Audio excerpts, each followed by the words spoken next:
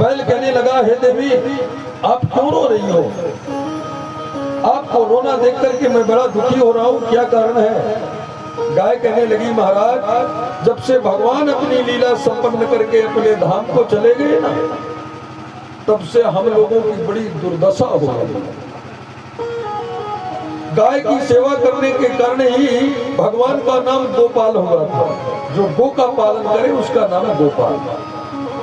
बोले जब से गोविंद अपनी लीला संपन्न करके अपने धाम को चले गए, तब से गाय की बड़ी स्थिति खराब हो गई। लोग मुझे मारते हैं, काटते हैं, इसलिए मैं छोड़कर भागी जा रहा हूं। लेकिन तुम क्यों भाग रहे हो?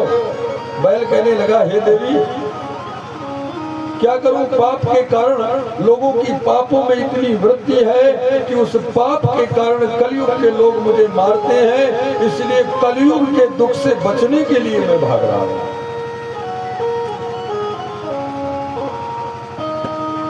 महाराज परीक्षित ने एक बातें सुन ली एक जगह खड़े होकर के, तो तुरंत अपने धनुष पर बाण चढ़ाया और बोले, परीक्षित की राज्य में अगर गौ हत्या होगी तो उस गौ हत्यारे को हम अभी नष्ट कर देंगे। और जैसे ही धनुष पर बाण चढ़ा करके मारने के लिए उद्यत हुए, तो जो व्यक्ति वो काला कलूटा हाथ में मूसल लेकर गाय को मार रहा था, वो मुकुट उतार करके परीक्षित के चरणों में गिर गया। दीनवत् शरणं गतः। परीक्षित जी कहने लगे, कौन हो तुम और इस तरह से मेरे राज्य में गाय और बैल को कष्ट दे रहे हो? गाय से पूछा परीक्षित ने, तुम कौन हो? गाय ने बताया, हे पृथ्वीपति मैं पृथ्वी हूँ। मेरे ऊपर इतना कलयुग का पाप बढ़ रहा है, उस पाप को मैं सहन नहीं कर पाऊंगी, इसलिए मैं गाय का रूप बनाकर भग रही हूँ यहाँ से। बैल से पूछा, तुम कौन हो? बैल ने बताया, हे पृथ्वीपति मैं धर्म का स्वरूप हूँ। कलयुग में धर्म कहीं देखने को नहीं मिल रहा, ये कलूटा कलयुग मुझे मार रहा है, इसलिए कलयुग के कारण मैं भी दूर भग रहा हूँ। परीक्षित जी का क्रोध जागृत हुआ। बोले, मेरे राज्य में गाय और धर्म को इतना अगर कष्ट मिलेगा तब तो मैं छोड़ने वाला नहीं, लेकिन जब कलयुग शरण में आ गया, बोले महाराज ये आप क्या कर रहे हैं? परीक्षित बोले, क्यों? आज तेरा वध होगा, इसलिए कि तू गाय को मार रहा है। वो बोला, महाराज मैं कलयुग हूँ।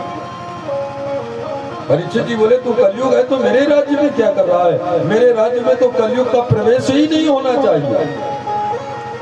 कलयुग हाथ जोड़कर कहने लगा, सरकार सतयुग, त्रेता, द्वापर और कलयुग ये चारों युग ब्रह्मा जी ने बनाए हैं, तो सब युग अपने अपने समय से आ गए, अब मेरी बारी है तो मैं भी तो रहूंगा ना। परीक्षित जी कहते, नहीं नहीं, मेरे यहाँ तुम्हारे लिए कोई स्थान नहीं है, इसलिए मेरे राज्य को छोड़ करके जितना जल्दी हो सके चले जाओ। कलयुग कहने लगा, महाराज कहाँ जाऊंगा? परीक्षित जी बोले, जहां तुम्हें जगह मिले वहां जाओ, लेकिन जहां तक मेरा राज्य है वहां नहीं रहोगे। क्यों? क्योंकि मेरे राज्य में अच्छे लोग रहते हैं, गुणवान लोग रहते हैं, अवगुणी लोगों की कोई आवश्यकता नहीं है यहाँ। अगर तुम्हारे अंदर कोई गुण होगा तब तो तुम्हें स्थान दे दूंगा, और अगर गुण नहीं होगा तो तुम्हें यहाँ कोई स्थान नहीं मिलेगा। कलयुग से बोले, तुम्हारे अंदर कोई गुण है? कलयुग बोला, और तो महाराज कोई गुण नहीं,